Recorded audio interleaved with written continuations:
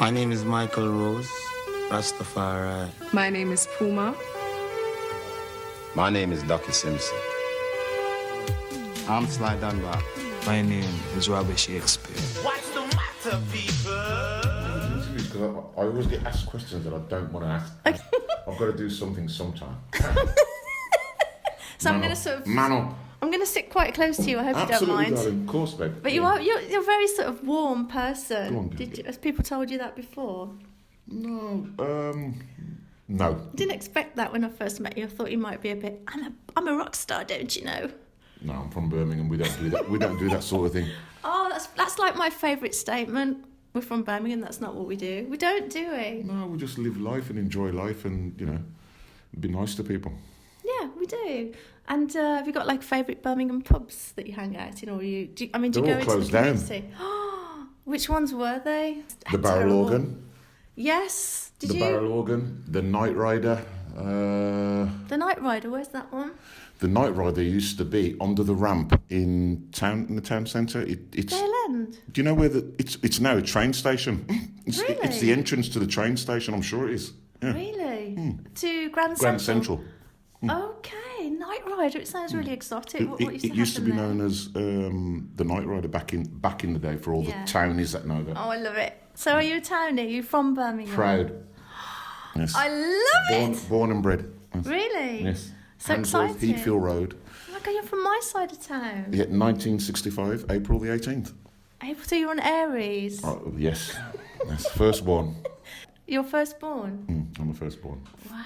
Family of... First of four. Really? I have two younger brothers and one sister. And are they musical as well? Kind of. The youngest one, Paul, he can play the piano and he can sing as well. He's got a better voice than me, actually. Do you enjoy singing as well, Oscar? Yeah, because that must be a solo project, like another project that's different to Ocean Colour Scene. The singing, well, I can sing, but not sing like let's say, a professional singer can sing. Everyone can sing, but, sing like a professional singer. No, I can't do that. I agree. I know what you're saying. You don't want to be a front singer, but you enjoy it. Well, if you're not enjoying it when you're singing, you shouldn't be bothered with it, to be honest. I agree. And if you've got nothing to say... No, you've got to enjoy it. I mean, I think if you're enjoying it, it makes it enjoyable. Yeah. So, were your mum and dad supportive of you being Always. in music? My mum definitely was supportive of us in playing music. Yeah. That was one thing she definitely encouraged us to do, was music. We had a massive upright piano in the house that was always played on, and had a harmonica, stuff like that, and guitars. I didn't have a drum kit though. So what? Oh, wow. Okay, so that was your idea later on. Well, the drum kit thing started off when my mum used to go to work, because obviously she was working on the evenings at a place called Lucas's in town, Lucas. Yeah. And Top of the Pops would come on Thursday. I used to watch it, and I used to take her baking sticks and just have a bit of copy what was basically on the TV, listening to bands like Mud, Gary Glitter Band, and Slade, Shawaddy Waddy, you name it, all them type of bands. And basically I was just mimicking what they were doing and picked it up. So I went from playing that to getting in a band at school. There's a steel band. What school did you go to? Holt School, Wheeler Street, just off Lozells. Oh my gosh. Yeah. And did they have a drum kit there? Yes. They had like this green looking, just a bit darker than that plant actually, but it was a lovely kit.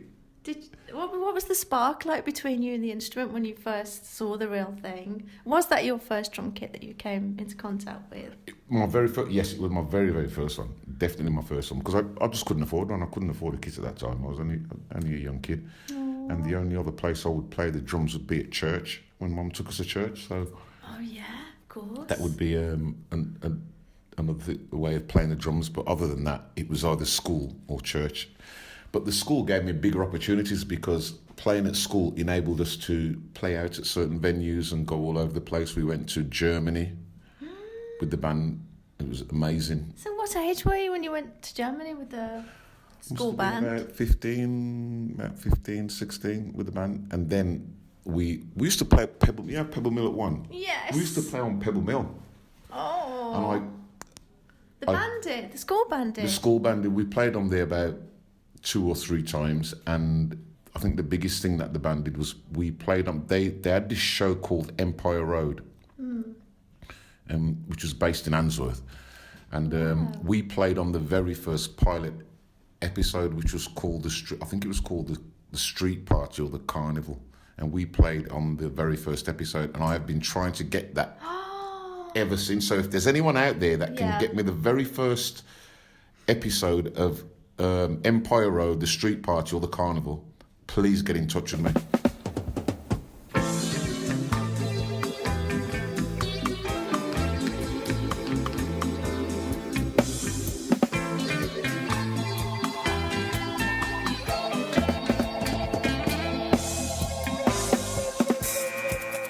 Radical has returned to his culture. Radical has returned, giving water. Radical has returned. Radical has returned now.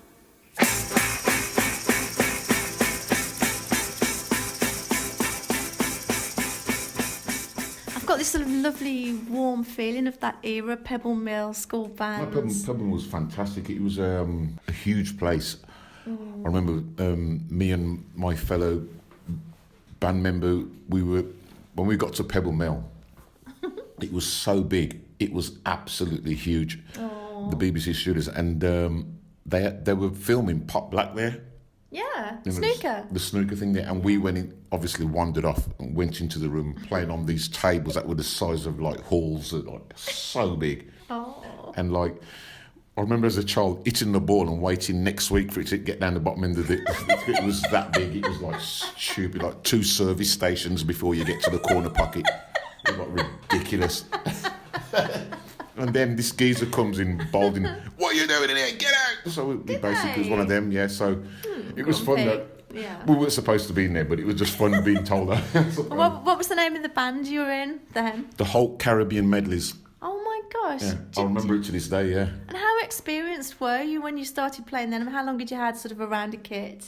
Well, I think I joined the steel band in my third year at Holt School, and then I stayed with the band until we basically left school. So you sort of, did you get We used better? to play, well, we used to play out every weekend. We used to play at different functions around, like garden parties and stuff like that. Different venues around in Birmingham, just outside Birmingham, all over the place. It's good grounding, isn't it? Oh, it was really good. And so did you leave school? Did you qualify, or did you think, I've got to get out of here? I want to be a rock qualified star? for nothing. I was a full-time dusser. Yeah, me too. I qualified for nothing. Yeah. I left school and basically did nothing for a while, and then Yeah. I got a job working at Unigate, doing some milk rounds and stuff like that. And then I knocked that on the head because the first winter that came, the milk bottles were sticking to my hands, and I just thought, that's that. That was the end of that one. Yeah. So. And you kept playing that whole time? Well, I ended up I ended up getting into the two-tone scene. Oh, did you? Because just as I was leaving school, two-tone was like absolutely huge, and Specials, Selector, The Beat, they were at Bad Manners, Body Snatchers, they were absolutely huge. So I was just well into the rude boy scene, so got into the two-tone scene. This is where the town part comes into it, because I was uptown every day with all my mates, and we were going uptown, listening to rude boy music and just getting up to, teenage stuff at that time, but just really enjoying it. And that was when I joined my first. I went to a party with a friend of mine and ended up being in my first band, which was Echo Bass. Echo Bass. Echo Bass. Have you still got some of the? Have you got I've still got an album. Album that they did. They did an album which was released called By Me. We were signed by UB40. We signed on to their label, Depp International, yes. Oh my gosh. Oh, Depp International. Exciting. I was in the band for about 3 years, I think, 2 or 3 years. The band ended up finishing in 84. Okay. And I was doing nothing from 84 until one day I had this knock at the door, and it was the manager for Echo Bass. So my partner at the time said to me, there's someone at the door saying he's Eddie Lynn. So I went, Eddie Lynn? I thought, what's he doing here? So I went to the door, Eddie Lynn was there, and he basically said to me, I have a rock band that needs a new drummer. Come and do the audition, I think you'll pass. And if you do, your life will change for the rest, you know. You've got to be in this band. And that was it, the rest is history. And it's a protege, eh? Yeah. Chronics are where you say, eh? Yeah. Okay. Oh,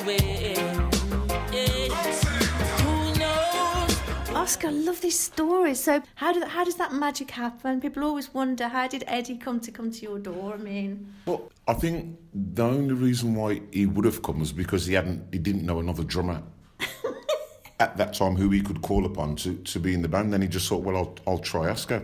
And I'll never be able to thank him enough for coming to ask me. You know, I owe him a lot for that. Yeah, lovely. Is he still around? I don't know. I've not seen him since, No. but... And how did Echo Bass get on? How did you do?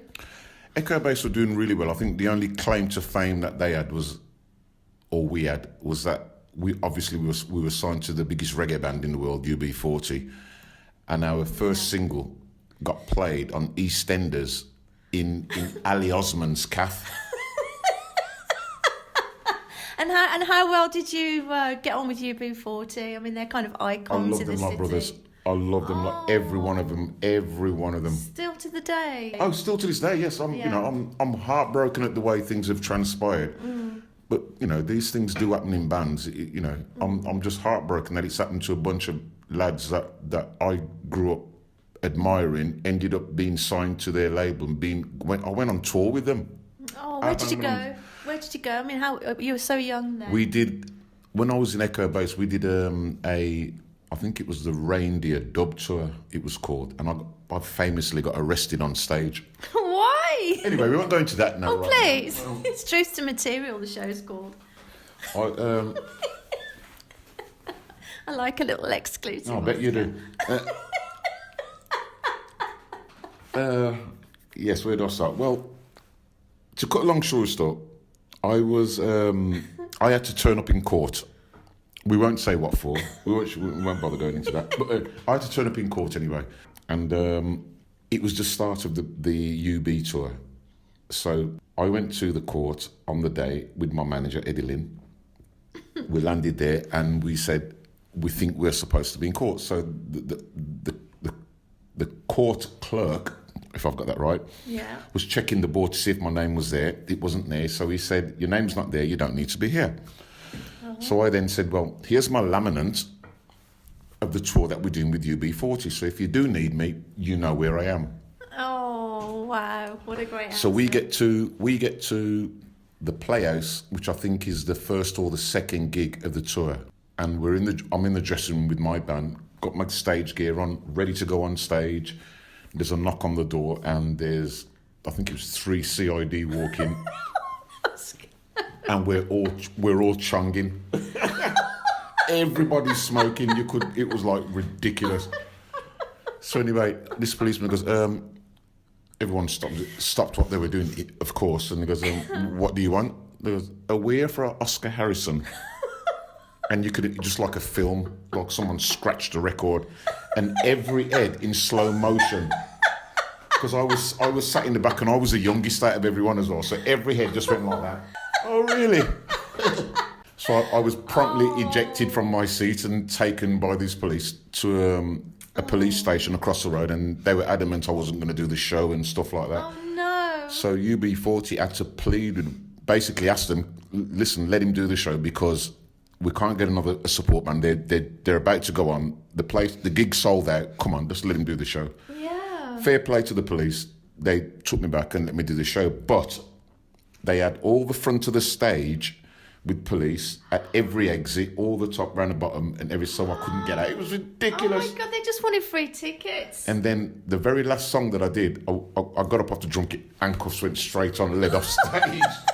Now that's the film I'd like to see. Have you got any footage of that? No. Because the worst thing about that was I was wearing a T-shirt. I remember it clearly. I was wearing a T-shirt that had a black fist on it, and it had these chains that said freedom. And there was me being led off stage. Wow. Constabulary. Yes. The constabulary. Oh my gosh.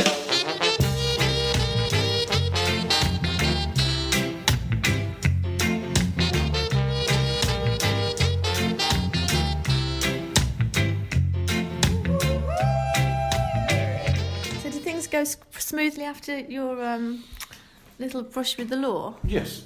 I think that what happened was when it got back to court, the police were severely reprimanded for wasting police time and resources for just a simple breach of the peace charge. That's all it was, a breach of the peace charge. Oh my gosh. And it was ridiculous, really. It was absolutely ridiculous. So Not surprising, unfortunately. It was something that went on quite regularly.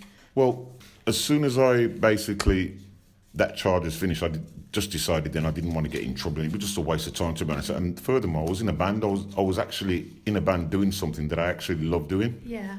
I really actually love playing the drums, and I really love actually entertaining people. So it was one of them things. I really enjoyed it, man. It was just a dream to get in, and to get with UB40 and have your mates who were trying to sneak into gigs come in to see you actually supporting them and play. It was amazing. It is incredible. I've got to ask, because you said you went to church as a kid. Have you got any sort of feeling of like a meant to be, or an energy, or a kind of, or you led to it? Did you feel like there was a sort of positive force around you, or is it linked to anything? To make me think that I was going to be in music? I don't know. You've just been so lucky. I just think. As well as being great, there's been a force for you, hasn't there? I don't know. Never thought about it. No, I just let everything happen. Everything happens for a reason, I suppose. But I just let let nature take its course, kind of thing. I don't kind of like, I just let things happen. Yeah. Just keep turning up, enjoying it. Yeah. Keep out of trouble. Well, what else can you do apart from enjoy it? If you're not, like I said at the start, if you're not going to enjoy anything that you're doing and be passionate about it, really passionate about it, and the effort and time that you put into it, it's all just a waste if you're not going to enjoy anything that you're doing. I think, It's just not going to happen. No. I think that's it might happen, but even if it does happen, you're still not going to enjoy it. You still might get a little run of luck where it does happen, but are you enjoying it? No. No, it's essential, absolutely. So you just enjoy it. You have to. And for 30 years being with this band, I have thoroughly enjoyed it. Can we talk about the next band after that, because it's so special? So after Echo Bass, did you sort of slip away from awareness, or was it like what was the sort of? I was doing nothing. I was doing nothing. I was when Echo Bass finished, because the band had all disappeared and gone off to do their own kind of thing. I was doing nothing at all. I was just lazing around growing up. Yeah. I don't know what I would have been doing now had I not been in Ocean Colour Scene, but I think I would have been around music, probably been a DJ or something like that, but or in a sound system. But I would have always been around music. I know that. Definitely know that. Yeah, I think it came at the right time as well, because it came when I was kind of, not down, but wanting to do something, looking to do something, but not having the opportunity or the resources to do it. Was that a long space? And it feels from like 84 to 89, yeah. Because that was when I joined the band, 89. That was when the Fanatics first formed, actually. It was 89. Oh, so it was called Fanatics first? It was called the Fanatics first. It was Simon Fowler, Damon Minchella, Paul Wilkes, and Carolyn Bullock, who they ended up firing, the girl who was the drummer. There was the drummer, a female drummer. Yes, they had a female drummer, and they must have fallen out with that, and I replaced her. And how did you make that connection with them? I didn't. It was just sheer. Like I said, it was. That's you again. No. It was the just Oscar luck. No, it was just through Eddie. It was just through. Oh, was it? Eddie was the manager of the Fanatics. Oh, I see. And they obviously, when they got rid of, like I said, they got rid of the drummer. They needed another drummer, and I don't think he knew that many drummers anyway, but he did know me. Yeah. And we were good friends, so he goes, "Listen, I'll give Oscar a go."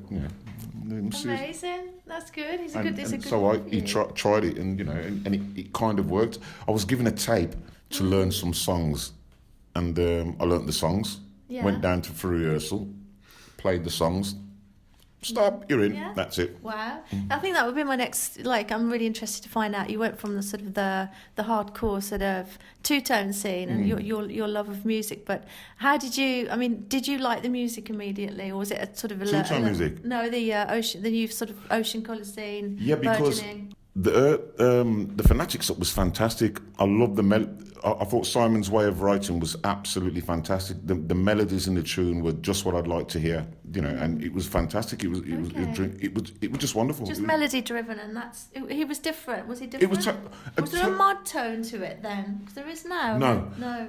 And I have to get this out straight away. Everyone seems to think because Steve was in the band that we're a mod band. We were never a mod band. We never have been. We never will be a mod band. Was there an edge of the mod thing attached to it? There was nothing. The only thing. Kill that dead. That idea. We like mod music, and we like music of that genre, but like we're not a mod band. Okay, so what were you then originally? How did you see yourself genre wise? Just as a band. Okay, like just rock as a rock band. Just as a rock band. I think this thing I've always thought of you as a rock band. This thing with the mod thing came in when Steve started to play with Paul Weller. Oh, Paul Weller, yeah. And as soon as he started to play with Paul Weller, I think a lot of the fans, because Paul was obviously getting bigger and bigger with his solo work that he was doing, and the what was the big album he had? No, I know the one you mean. Stanley Road. Yeah. Stanley Road kind of took off, didn't it? Really, so it went on from there. But like the mod thing with the band just kept on going, just kept rising, running. What's this mod thing? None of us are mods. The only one that's a mod in the band really was Steve. But they all seem to think that we were a mod band, and we get all these mods turning up to the gigs thinking, I know, it hasn't done you any harm though. No. Listen, I love it. In no disrespect to them in any way, shape, or form, but I was just making a point. We're not a mod band. We do love our music, and we do love mod music, but we're not a mod band. I totally understand your need to express that. It's a rock band, and Steve had great lyrics. Mod bands don't do folk. We play folk as well. So if Simon feels like he wants to write some folk music, I wouldn't call that mod music. You know what I mean? I do know what you mean, babes. But, I do. It's cool. It's all good. It is.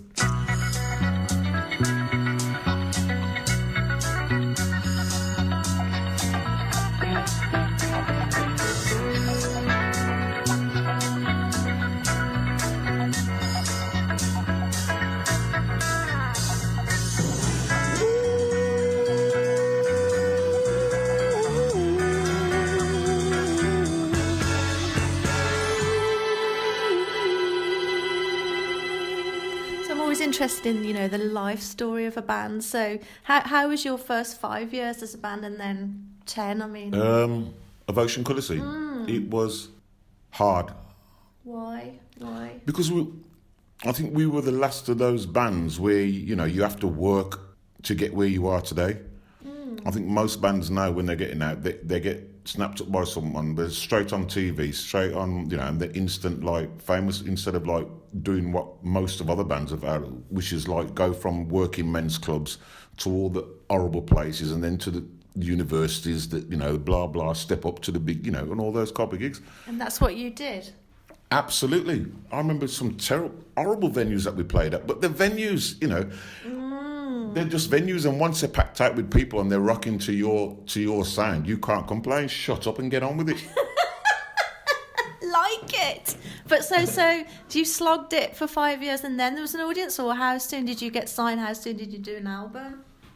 Well, I think we were rehearsing at Bob Lamb's place in King's Heath, UB40's old engineer's place, and it was quite cool there. We were doing a lot of stuff there on a daily basis as well. We used to go up there daily, just go up there and rehearse and go up there and just work out a new song. It was just brilliant. But I think the big moment came when we moved to Sherborne Street. In town? In town, yes. Dex's Midnight Runner's old studio. Forgot what was the name of the studio. Oh, wow, I can't remember the studio, but we ended up buying that studio anyway. Oh, did you? And the whole complex was ours after a while, and then the album made it big, and to this day I really regret moving out of that place. It was like our little den. Why did you move on? Well, we had to, because they were the old area was up for renewal, to be honest. So we're just putting up new houses everywhere, and penthouses and whatnot. Just at the top end, like more up toward Broad Street way, yeah. I see. That kind of way, the top end of the canal, yeah. But all the houses went up, and all of a sudden, Red Row, I think it was, Red Row, one of them housing people came up, bought everyone out. Oh, I see. So we ended up moving out, and I was so broken-hearted when we moved out of that place. Because it was our little den. If you'd have loved it, if you'd have saw it, you would have loved it. I loved it. And you haven't got a den now? No. Strumming my pain with a finger, singing my life with the words, killing me softly with a song, killing me softly with a song, telling my whole life with the words, killing me softly with her song.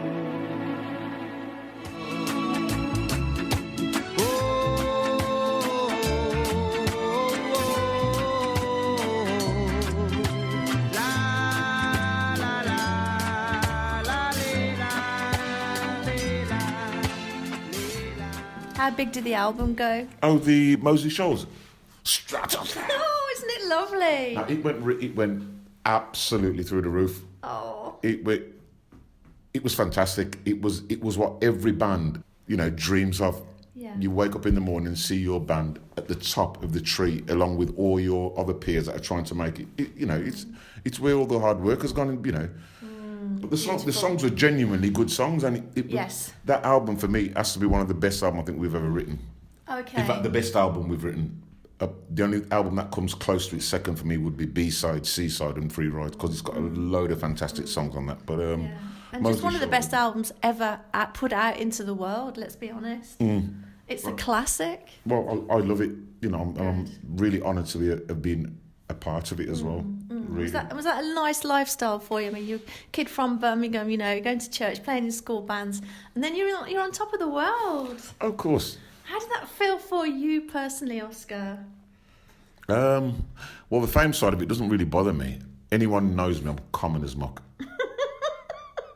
No, Yeah. but everyone who knows me, I'm. Still don't. I think that's why he's so loved, though. I told you that by text. Well, the thing is, like, I'm one of these people. You have to remember the people as you're going up the ladder who you pass as you're going up, because you will meet them when you come back down. So I kind of take that kind of man, you know what I mean? That kind of approach to that's it. beautiful. And let's talk Not only about. that, I love where I live anyway. I love Birmingham. Oh wow, do you? Well, it's my hometown. All my mates are here. All my friends are here. People that I know and that I've known all my life. Why on earth would I want to move to anywhere else? The only place I would like to go there, saying that, I've never been to Africa. I would love to go to Africa. Not been yet. No, I'd love to go there. So that's on your list of things to do. Yes, on my bucket list. Yeah, and take the band. Actually, yeah, they're probably want to go, actually, yeah. Can you imagine that? If you ever did that, can I film it?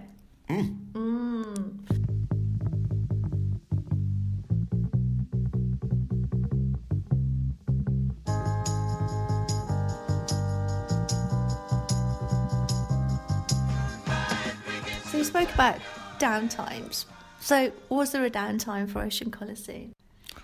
I think there's a downtime for every band, especially when you've been together for so long. You go through the highs, you go through the lows, obviously, and there's seriously downtimes for us, losing certain people, passing away and stuff like that. Really, like Yeah, Steve's mum passed away a few years ago.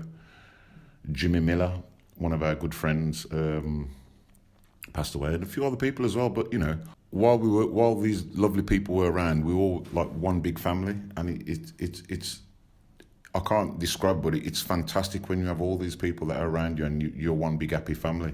It really is. It's lovely. You go out on tour and you see these people all the time. They come in like your brothers and sisters. So change is difficult. Change is hard. It is, and so the sad times in the band are always bad for any band. It's not good to dwell on them, but no. You don't forget them. You don't forget them. No. Did you have time away from recording with the band for Ocean Coliseum? Oh God, yeah. You do get your time. It's not a concentration camp or some place where you've got to you've got to be there like regimental time. But you've got to remember as well that if you want your work to be good, you've got to put the hours in. So the onus is on you to get out there and do what you want to do. So where are the band at now? What's sort of the vibe now? What's happening next? The band is at a stage where we're still playing. People still tolerate us. No, it's good. It's Stadiums. all good. It's all good, and playing the I O2. love them for it, especially in Scotland. Yeah, Seriously? Yeah, they love us in Scotland, and we love them, Oh, and in Ireland as well. Yeah, okay. And other tours around the world. everywhere else as well. Yeah, it's cool. I mean, New album or? I think you'd have to speak to Foxy about that one. Okay. I'm only merely the drummer, my dear. Okay, so you're going with the flow, playing great gigs, and you don't know what the future holds, but it's going really, really well. I don't know. I don't know right now, but what I will say is, I think Foxy will get his writing. What am I going to say? He'll get his writing vibe back and start putting pen to paper quite soon. I mean, we've not done anything because everyone just wanted a break. To be honest, No, I see. we've been doing it for ages. So sometimes when you want a break, and you've been doing it for so long, you just want to put everything down and just I don't want to, So important that the fans will feel it. You need your anyway. getaway time. Do you know what I mean? You really have to enjoy your getaway time. There's no point going in and thinking, I want to get back to this and start doing this. Yeah. I suppose being a writer of the band, for creative purposes, you have to always on the mark, like writing things. So I don't know what it's like for a person who's writing a song, because I've never had to write a song, so I'm Okay. cool in that So department. you're just cool with him. But you're having fun anyway. You're doing some DJing. You've got a show on Brum Radio. Yes, the DJing is like I said. If had I not become a drummer, I'm sure I would have been a DJ. And Really? I even So you're forgot really the happy names. to be doing this? Yeah, absolutely. I love doing it. You got to mention what? Sorry, I interrupted you. What did you say you got to mention? The beat. I was Yes. playing drums for the beat as well, just before Roger passed away as well. Oh, Roger, yeah. Beautiful man. Yeah. He was, yeah. I did 3 years with the beat, and it was absolutely wonderful. I didn't know Some of the that. I'll tell you why it was really good. It's incredible when you're playing your music, and as a drummer, you can look out from the stage and see everyone bopping away and blah, blah, blah. But two-tone is the exception, because everyone's pogoing like mad. And yeah. it's something else. It's something else, because you can't stand still to two-tone. You just got to be doing that one, or really get into it. But you never stand still. I'm thinking, it's absolutely brilliant. And That's true. we did a tour with the Selector, and it was going absolutely fantastic. It was a dream. It was what you wanted from a band every night, and see punters coming there, and not one punter standing up, but everyone just pogoing and just enjoying it for what it was really worth. And then we were on the cusp of going to America with the Selector to do a tour, and they basically added a few more dates because it was selling that well. And then literally a bolt out the blue, boom, Roger's not with us anymore. Oh, So it's... just puts everything into perspective, really. You really have to enjoy the time that you have here right now before just really, I get that from you, Oscar, very strongly. Have fun. Do what you love. Listen, I would rather tell people that I tried it once and I enjoyed it and blah blah than saying to someone I had the chance but I didn't do it, and listen, I'm going to enjoy life to the full. And you have done it. Tomorrow as well. is promised to no man.